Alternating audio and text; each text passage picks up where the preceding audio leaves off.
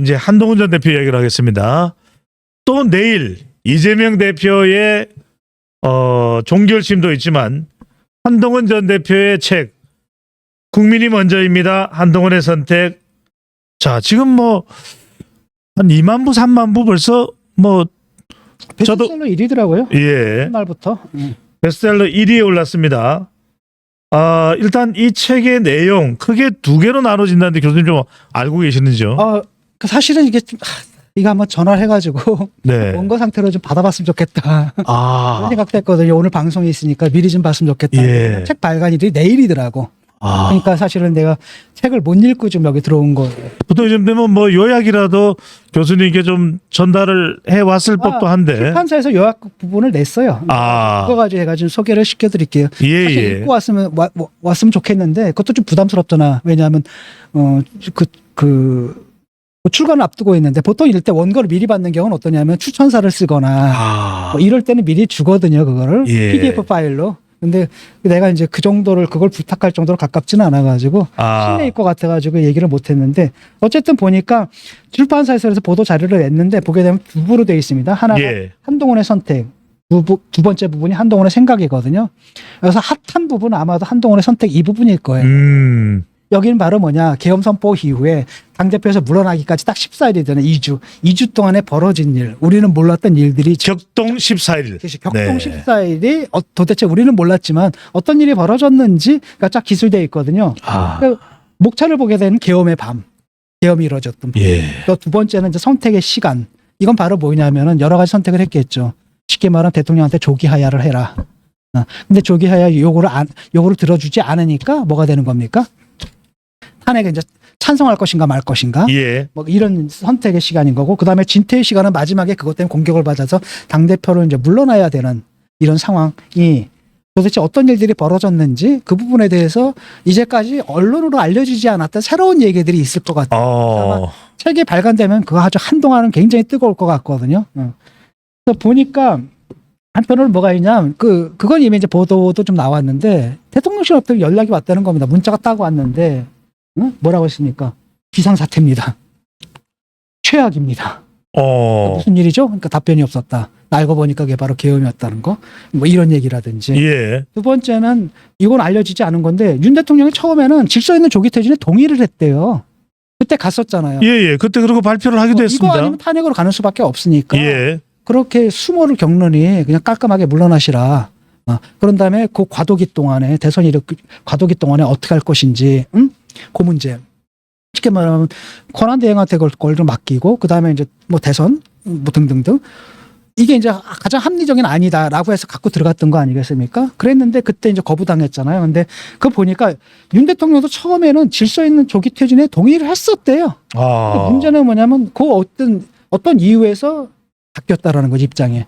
그러니까 누군가 장난질을 쳤다는 얘기예요. 누군가 장난질을 쳐가지고 그걸 못하게 막았다라는 거죠. 그렇게 되면 결국은 뭡니까? 자기들이 뭡니까? 아직까지 탄핵 108석이니까 탄핵으로 넘어가게 되면 막을 수 있다라고 본 거예요. 예.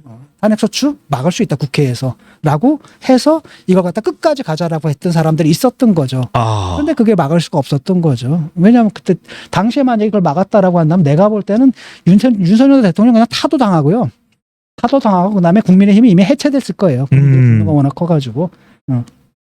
그런 상황이었는데 재밌는 게 이제 그 부분이에요. 도대체 어떤 이유에서 대통령이 원래 질서 있는 조기 퇴진을 얘기했던 대통령이 입장을 바꾸고 강경하게 나가게 됐을까. 그 부분이 굉장히 재밌을 것 같고, 또 다른 한편은 그 과정에서 나눴던 윤 대통령하고 이제 한동훈 대표의 대화가 있대요. 근데 우리한테는 많이 알려지지 않았지만 더러더러 듬성듬성 알려져 있는데 그게 이제 어떤 내용인지가 궁금하고, 또 하나 궁금한 게 뭐냐, 그때 이제 미국의 입장이거든요. 미국이 얼마나 황당했겠습니까 지금. 저런 놈이 다 있나. 얼마나 황당했겠어요. 그래서 한동훈 대표 측하고 미국 측과 이제 긴박하게 얘기를 한 상황이 있었던 거. 그래요? 그 부분은 굉장히 관심을 끌 것 같습니다. 그러네요. 미국의 누구인지 또는 어떤 미국인지 이게 중요하네요. 출판사에서는 바로 이 두 가지가 전체 흐름을 읽는 중요한 단초가 될 거다. 한동훈이 왜 그런 선택을 했는지에 대해서. 그래서 이 부분이 가장 관심을 끌 것 같대요. 관심을 끌 것 같고. 예.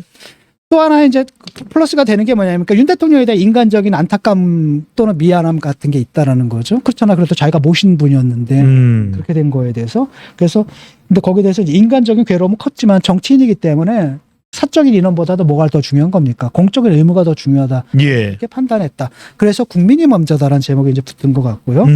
그다음에 또 하나는 뭐냐면 그래도 이 대표 집권은 먹어야 된다. 왜냐 이재명 대표가 되면 비슷한 사태가 또 벌어질 수 있다. 왜? 이 사람 자기 살아야 되거든. 예. 이게 재판에서 다 유죄 나옵니다. 평생 감옥에 가거든. 그럼 대통령에 있는 동안에 그 권한을 가지고 어디다 쓰겠냐라는 거예요.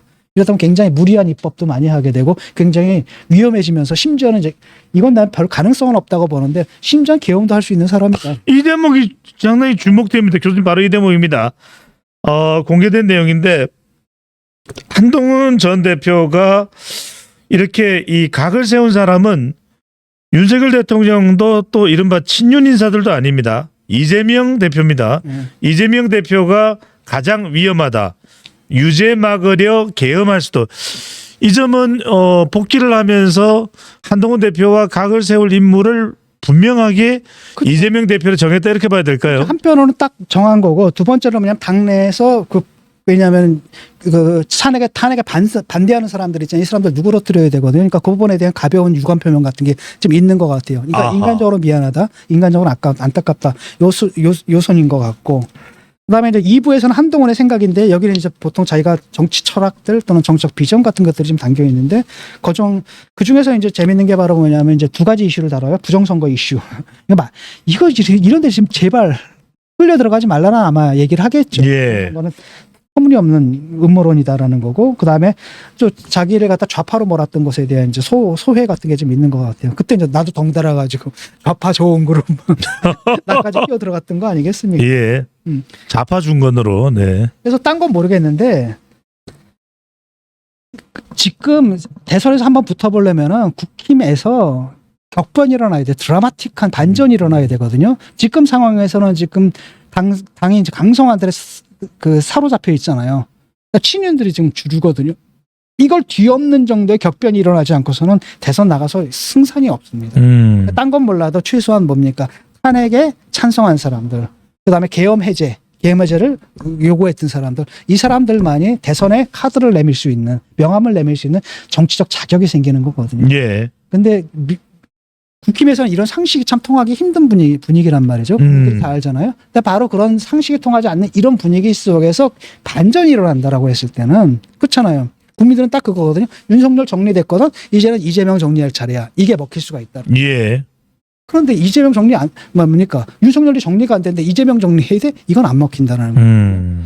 그래서 뭔가 극적인 반전이 일어나게 됩니다. 바로 이 부분도 교수님 많은 사람들이 제일 궁금해하는 부분이 이 부분일 겁니다. 국민의힘 지지층이든 아니든 자 한동훈 전 대표는 책과 함께 돌아옵니다. 제일 지금 사람들이 한동훈 전 대표가 어떻게 할까 주목하는 것은 이른바 한동훈 전 대표를 견제하는 지금 뭐 여러 명의 의원들도 한동훈 왜 돌아오냐 막 이러면서 또 이른바 친윤 세력 윤석열 대통령을 지지하는 강성 지지층들은 여전히 이 냉랭합니다. 이들의 마음을 교수님이 볼 때는 어떻게 돌릴 수 있을까요? 일단 윤이 아웃된 다음에 그다음에 이제 과거가 아니라 이건 사라졌거든요. 계속 해봤자 아무 소용이 없어. 현실은 변하지 않아요. 앞으로 미래로 가야죠. 아하. 그러니까 아마 상황이 좀 달라질 수가 있을 겁니다. 탄핵 이후에 이제는 이제 자기들도 스탠스를 정해야 되겠죠. 그 속에서 아마 공간이 좀 열릴 것 같고 또 하나는 뭐냐면 한동훈이 딱 나와야지 재밌어지거든요. 한동훈이 이쪽에 매기 역할을 하는 겁니다. 매기 역할을 해가지고 이쪽에 판이 활발해지는 거예요. 그래서 우상호 전 의원이 그런 얘기를 하더라고요. 한동훈이 좀 안 나왔으면 좋겠다. 한동훈이 되든 안 되든 간에 한동훈이 나올 때 여기 역동적인 판이 열린다라는 거거든요. 그렇기 때문에 안 나왔으면 좋겠다. 그러면은 이쪽도 맥 빠지고 저쪽도 맥 빠지고 비기니까 민주당에 유리하겠죠. 근데 만약에 민주당은 어차피 경선이 맥 빠질 수밖에 없는 거고 이쪽에서 만약에 딱 나와가지고 매기가 막 물을 갖다 흙탕물을 막 뿌리면서 그냥 판을 갖다 역동적으로 만들어 버린단 말이죠. 라고 한다면 그래서 여기서 만약에 어떤 극적 반전이 딱 일어난다면 그때는 민주당에서 굉장히 상대하기 힘들어지는 거죠. 네. 그때쯤 되면 정말 기울어진 마당에서 이루어지는 대선이지만 그때쯤 되면 한번 해볼 만한 거죠. 네. 근데 그것 외에는 난 다른 가능성이 없어요. 질 수밖에 없는 겁니다. 그거 외에는 다른 가능성이 안 보여요. 예. 자, 지금 이번 주 많은 일이 벌어지고 있습니다. 한동훈 전 대표 이야기까지 됐는데, 자, 3월 달에는 선거도 있고, 진영 간으로 골이 파일대로 파여 있는 이 국민들도 마음의 결정을 해야 될 순간입니다. 참 답답합니다. 많은 분들이 3월인데 봄은 올까? 봄이 오나?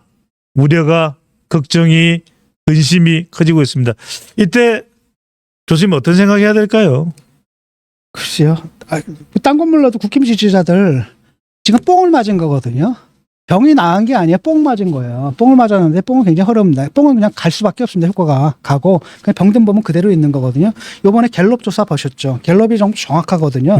갤럽에서 엄청나게 떨어지고 있단 말이죠. 지금 지지율이. 그러니까 지금 잠시 이제 탄핵 국면이기 때문에 선거 나올 그때쯤 한 번 단딱 할 수는 있을 겁니다. 일단은 근데 그 이후에는 윤은 아웃이에요. 아웃이고 그 효과가 오래 가지 못할 거라는 겁니다. 그러니까 빨리 전환을 해야 돼요. 빨리 전환을 해야 되고 이런 것들을 누가 해야 되냐면 당에서 해야 되는데 당이 대중들을 이끄는 게 아니라 지도하는 게 아니라 당이 오히려 대중들의 편승해서 이끌려가고 있다는 거. 이게 문제라는 거고.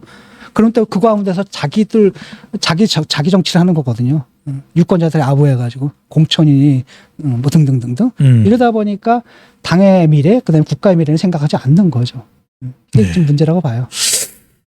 당의 미래, 국가의 미래. 이보다 더 중요한 것은 바로 우리들의 미래가 아닌가 생각합니다. 여러분들 이번 주 다음 주 많은 이슈들이 시시각각 전개되고 있습니다. 여러분들 끝까지 시사 끝장 놓치지 마시고요. 더 많은 분들 좋아요, 구독 꾹꾹 눌러주시면서 함께해 주시면 좋겠습니다.